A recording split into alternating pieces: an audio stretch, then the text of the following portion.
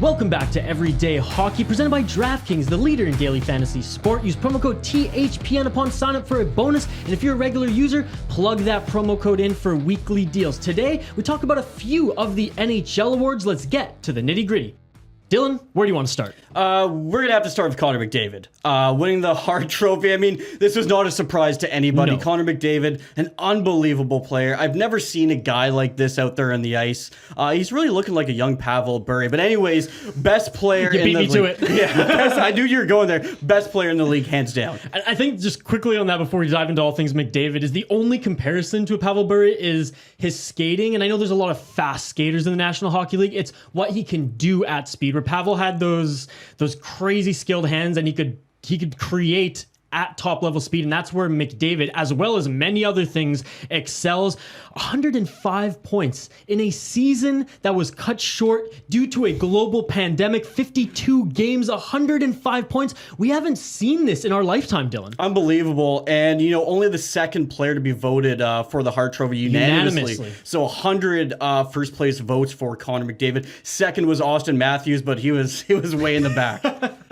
America, step aside. No, it is truly outstanding. You said it. He deserves this 100%. Not surprised, but we had to give him some, props, because this was truly one of the best seasons from an individual player that I've, had the pleasure to see with my own eyes in my lifetime. And this might not even be the tip of the iceberg. No, and Connor McDavid, he's so good, so entertaining. It's so good for the league. I mean, even if you're not a hockey fan, you watch this guy skate out there, how could you not be a fan? Yeah, absolutely. Should we throw it to the Calder? An award that... Something that hits close to home for you. Yeah, I mean, I talked about the Minnesota Wild on a podcast, shout out the Soda Pod, and this has been a heated topic from the start, when there were just basically since he came out of the gate swinging.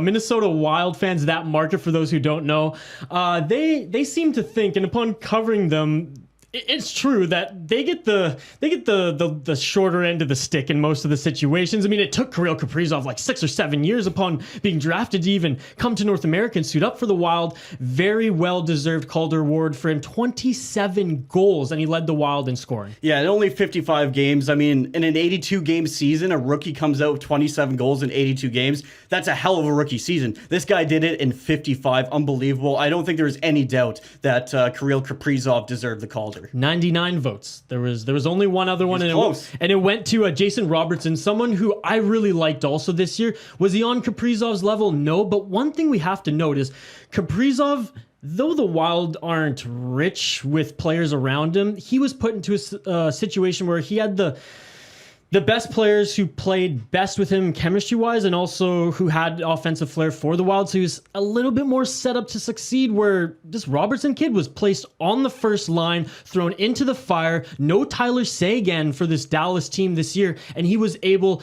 to run the offense. The offense flowed through him on that top line next to Radulov, Jamie Benn, and plug in some of the other stars there, Rupe Hintz. That was unbelievable. So you have to give credit to this kid, because he is a kid where Kirill Kaprizov, say what you want about this caveat, he's played professional hockey in the KHL for years. Robertson, this was his first pro year, and he played outstanding. So, hey, he deserves that one vote. He does deserve the vote, and, it's exciting, too. You look at the list of rookies on, the voting for the Calder Trophy. There's a lot of good young players in the league right now. There's so many. This season was great, actually, for young players. We only got a taste because it was a shortened season, and again, we're BC boys, so shout out to see the only Vancouver Canuck mentioned on any of these lists. Nils Höglander was somewhere at the bottom there, but hey, gotta give it to that young Swede. Well, you know what? You brought up a point. It's a shortened season for rookies. I think that's a good thing. You typically see rookies, kind of fade out at the 55, 60 game mark. Or out of the gate. It's either opposite. It's 100%. They fade out of the end, or they don't get the game, the NHL level or the NHL style of game right away, and it takes them,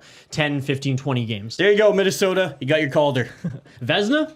Let's get right into it. Marc-Andre Fleury, the 36-year-old goaltender, comes away with another Vezina Trophy. I mean, he had a great season. Yeah. 1.98 goals against average. I don't know if he was, throughout the season, if he was at the top of most people's list, but at the end of the year, I think you had to go back, look at the numbers, and say, hey, you know what? This guy was the best goaltender in the league. Look, he was a flower in Pittsburgh. Now he's a shining flower there in the heat of Vegas, and He's played well there, up and down since he's joined the organization. Obviously, that first year was outstanding. You know, textbook Fleury up and down in postseason. But we're talking about regular season, and it was an outstanding regular season for him this year. I mean, shoot, Robin Lehner, who, let's be honest, he's going to be the starter for that organization in the next few years. He signed long-term there as well. I can't see Fleury spending too many more years with the Vegas Golden Knights, whether he finishes off his career somewhere else or he just hangs up the skates. But he outplayed Lehner and actually potentially was going into the season as a 1B. He deserved that 1A, and he deserved the Vezina as a result. And for an older guy like Marc-Andre Fleury, you know, if you go through those ruts of 10 games where, you know, maybe you're not playing your best hockey, to have a guy like Robin Lehner behind you, I mean, that's so valuable. Yeah, and look, everyone's always critical of Marc-Andre Fleury. They have been throughout his entire career, and we ain't going to stop now. The one caveat I will say is he had an incredible defense in front of him. He did, yeah. And that's the one thing about the Vezina where, like, I don't know if the voters really take that into account as much because, look, a guy who was on the list who I don't know if I have the heaviest of argument to say that he should have won it, but man, you know, like some other awards out there, I mean, this one, it's really comes down to the numbers, I think, because at the end of the day, everyone looks at those numbers. You see that 1.98 goals against average, and damn, that looks good. No one else is even close to that. You kind of have to give it to Fleury at that point.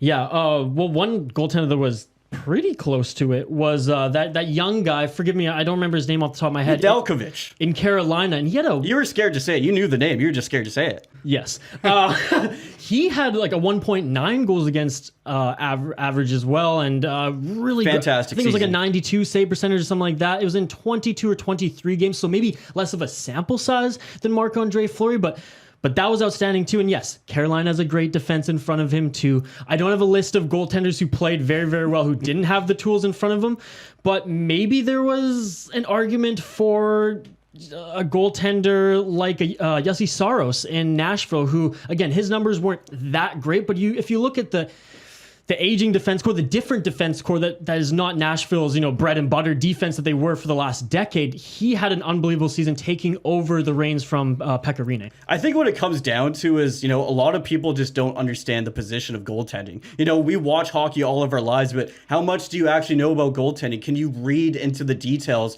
when making a decision like this for the Vezina? It's tough. That's a great point because, like, Hasek, who's one of the best goaltenders of all time, and your favorite goaltender growing up, if I'm not mistaken. 100%. Even today, it's split on him. Some people think he was garbage, and some people think that it was outstanding, and no one will ever be able to replicate that elite style. So again, with Hasek, he was both. Goaltending, it's a conversation for a whole other video. Last but not least, the Norris, Adam Fox coming away with it this season. Unbelievable year. I'm going to be honest. I did not expect this from Fox. What did he put up? 47 points in 55 games. Unbelievable. Crazy. Only second season in the NHL. So let me ask you, who did you think was going to be, upon seeing that Adam Fox won, surprising all around? You look at his stats, we watched a little bit of his game plan. We're like, okay, we understand this. We've heard that Adam Fox was going to be great when he was in college and when he was coming into the NHL. We saw him adapt very well with the New York Rangers, but this year he was on another level. Who do you think, though, was number 2 on the list in voting? I didn't follow this race too closely, so if I came in completely blind, that's what I'm asking. I would probably say Victor Hedman of the Tampa Bay Lightning. A very safe vote. Came in close, and that's what I thought too. At third, Cale Makar came in at 2. The salad man himself. The salad man himself. Look, when I first saw this guy play, especially in college, especially at the Alberta junior hockey level, I thought he was going to be more of an offense first type of guy. He's got the offense, and he's a hell of a defensive defenseman too. So this guy's going to win a Norris or multiple Norris in his career. Very exciting player to watch. They're never going to have problems. Never going to have problems selling tickets in Colorado with McKinnon and Makar skating out there. Last thing, fourth. I know we've gone a little bit deeper on this list, but I'd be remiss if I didn't mention this. Dougie Hamilton. Fourth, unbelievable defender, unbelievable season in his own right. One funny thing is Adam Fox, Dougie Hamilton, both former Calgary Flames, both with different organizations. I mean, Dougie Hamilton, at the time we were like, okay, when that trade happened, understood it. Now it's, okay, Norris-style defenseman's on another team, whatever. Adam Fox, we have to be fair to Calgary, Dylan. I know I just took a shot at them, but he was never going to sign with the Flames. He was open about how he wasn't going to sign with the Flames, so they had no choice but to move his rights. Yeah, you can't blame the organization there. Still hurts, though. Still hurts. All right, that's it for today. Comment what bobbleheads were in the video in the comments below. Smash that like button and subscribe, and we'll see you in the next video.